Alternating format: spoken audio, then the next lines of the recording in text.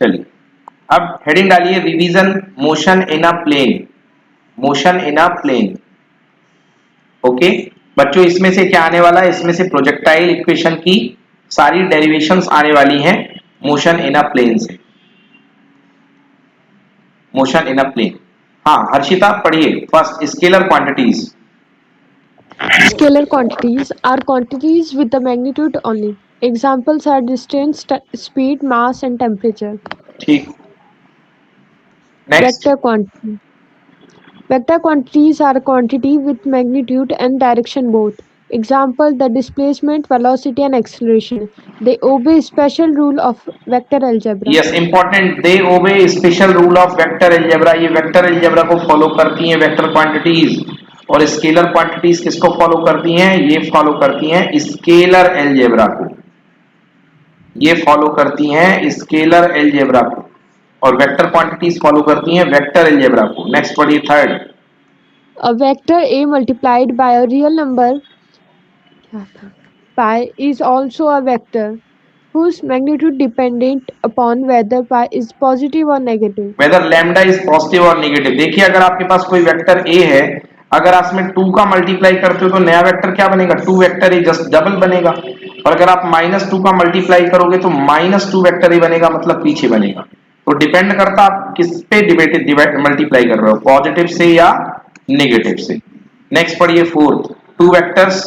Vectors A and B may be added graphically using head-to-tail method of parallelogram हाँ अगर method. आपको 2 vector add करने हैं तो पैरेललोग्राम से आप जो है हेड टू टेल का यूज करके, using graphically head to tail method यानी कि ट्रायंगल लॉ या पैरेललोग्राम मेथड। तो देखो हेड टू टेल मतलब एक वेक्टर का हेड दूसरे वेक्टर के टेल से मिलना चाहिए, ट्रायंगल लॉ यही तो था। तो अगर ये वेक्टर ए है, ये वेक्टर बी है, और इसका हेड इसके टेल से मीट कर रहा है, तो ये जो बनेगा बच्चों, ये क्या बनेगा, this will be A plus B. ये होता है ट्रायंगल लॉ, ठीक है ना। पढ़िए fifth point, vector addition is. Vector addition is commutative. A plus B minus B plus no A. No equal है बेटा, उसको इक्वल कर लो कि vector A plus vector B equal to vector B plus vector A. अगर vector addition जो होता है कम्यूटेटिव होता है, मतलब A plus B equal to B plus A. Next पढ़िए। It also obeys the associative law. A plus B plus C equals to A plus B plus C. Yes, whole of vector A plus vector B added with vector C is equal to A vector plus whole of B plus C. Yes, ये होता आपका associative law. Next पढ़िए sixth. A null or zero vector is a vector with a zero magnitude. Since magnitude is zero, we don't have to specify its direction. It has it has the the properties, null vector की it has the following properties. देखिए null vector ऐसा vector होता है जिसकी कोई direction नहीं होती, कोई मैग्नीट्यूड नहीं होती। तो vector A plus zero equal to zero vector, sorry A vector बनेगा। अगर आप लैम्डा में जीरो वेक्टर का मल्टीप्लाई कर दो तो जीरो वेक्टर आ जाएगा। अगर आप जीरो वेक्टर का ए वेक्टर के साथ मल्टीप्लाई कर दोगे, सॉरी जीरो का किसी वेक्टर के साथ मल्टीप्लाई कर दोगे तो आंसर आएगा जीरो वेक्टर। नोट कर लो बच्चों ये property, zero multiplied by A vector equal to zero vector.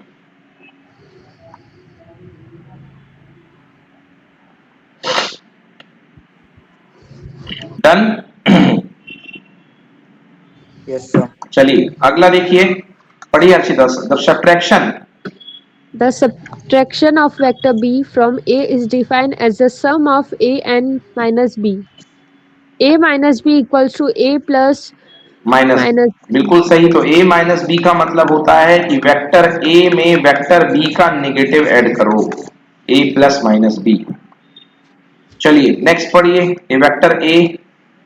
A vector A can be resolved into component along two given vectors, A and B, lambda, like हाँ a and b and lying in the same plane as vector a equal to lambda times of vector a plus mu times of vector b।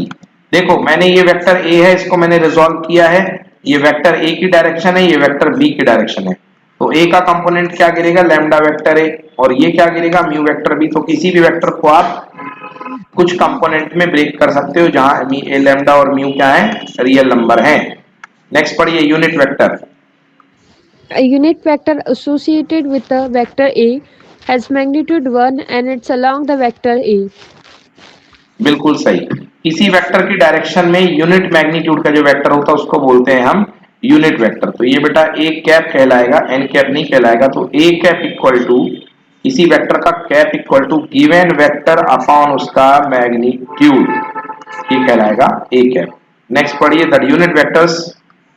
The unit vector I cap, j cap, k cap are the vectors of unit magnitude and points in the direction of x, y, z dash axis respectively in a right handed coordinate system.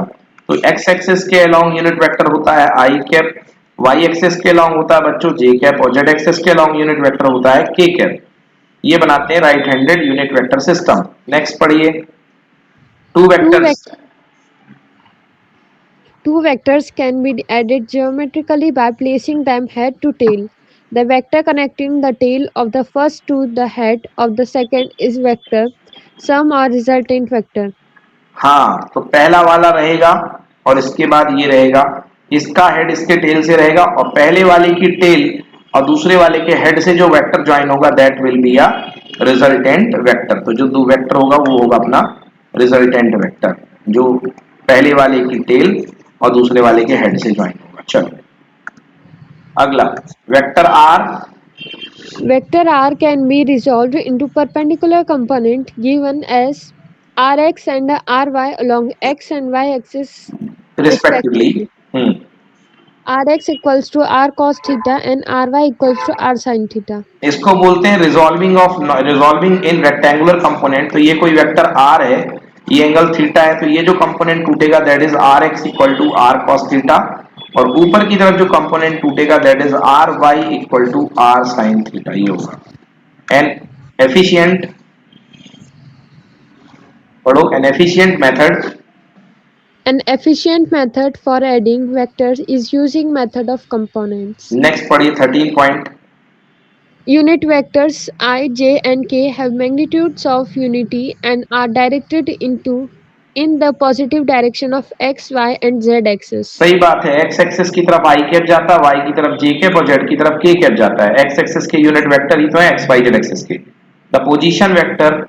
The position vector of particle at the instant is a vector that goes from the origin of coordinate system to that point P. हाँ, किसी भी origin से लेकर के किसी point तक को जोड़ने वाला जो वेक्टर होता है वो उस पॉइंट का पोजीशन वेक्टर होता है और स्पेस में उसकी पोजीशन बताता है। पढ़िए द डिस्प्लेसमेंट वेक्टर।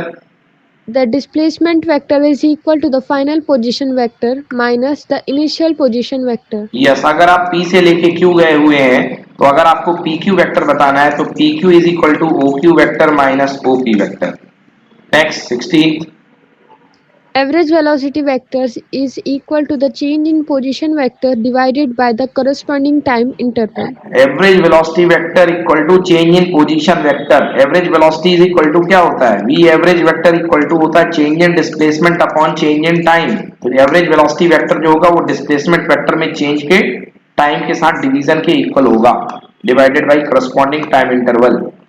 ठीक है, ओके यस। पढ़िए next instantaneous velocity. Instantaneous velocity or simply velocity of particle is along the tangents to the particle's path at each instant. Yes, अगर किसी पार्टिकल का पाथ आपको दिया गया है और आपको यदि उसकी इंस्टेंटेनियस वेलोसिटी की डायरेक्शन निकालनी है तो उस पर क्या खींच दो, टेंजेंट। तो टेंजेंट से आपको इंस्टेंटेनियस वेलोसिटी की डायरेक्शन मिलती है। नेक्स्ट पढ़िए average acceleration. Average acceleration is a vector quantity in the same direction as the velocity vector. हाँ, average acceleration is the same quantity in the same direction as the velocity vector. Wait wait wait, average acceleration किस तरफ जाएगा बेटा, velocity vector नहीं, यहाँ पे लिखो change in velocity vector, क्योंकि एक्सेलरेशन की डायरेक्शन जो होती है वेलोसिटी की तरफ नहीं होती, वो चेंज इन वेलोसिटी की तरफ होती है, change in velocity. So it would be change in velocity vector. Next 19 point पढ़ो। Projectile is an object on which the only force acting is gravity. हाँ, प्रोजेक्टाइल और ऑब्जेक्ट होता है which the only force on which the only force acting is gravity. Projectile एक ऐसा मतलब object होता है जिस पर केवल ग्रेविटी एक्ट करती है और कोई एक्ट नहीं करता। 20 पॉइंट पढ़िए। The projectile motion can be thought of as two separate simultaneously occurring components of motion along the vertical and horizontal direction. हाँ, तो प्रोजेक्टाइल के जो मोशन की एनालिसिस होती है दो डायरेक्शन में होती है, हॉरिजॉन्टल और motion. 21। During the projectile's flight, its horizontal acceleration is 0 and vertical acceleration is minus 9.8 meter per second square. अगर आप किसी प्रोजेक्टाइल को थ्रो करते हैं तो इस डायरेक्शन में कोई चेंज नहीं होता है, तो एक्सेलरेशन हॉरिजॉन्टल डायरेक्शन का 0 होता है, मगर वर्टिकल डायरेक्शन का एक्सेलरेशन होता है माइनस जी, मतलब माइनस 9.8 मीटर पर second square. Next, trajectory. The trajectory of particle is projectile motion in a parabolic. Yes, trajectory of a particle in the projectile motion is a parabolic. Next, 33. When a body P moves relative to the body B and B moves relative to the relative to A, then the velocity of P relative to A the velocity of P relative to A is velocity of P relative to B plus velocity of B relative to A। तो बच्चों formula बनाओ, VPA equal to VPB plus VBA। Relative velocity of body P with respect to A equal to velocity of body P with respect to B plus velocity of body B with respect to A। And VAB जो हुआ करता है वो VBA के just negative होता है। VAB equal to minus of VBA। Next पढ़िए।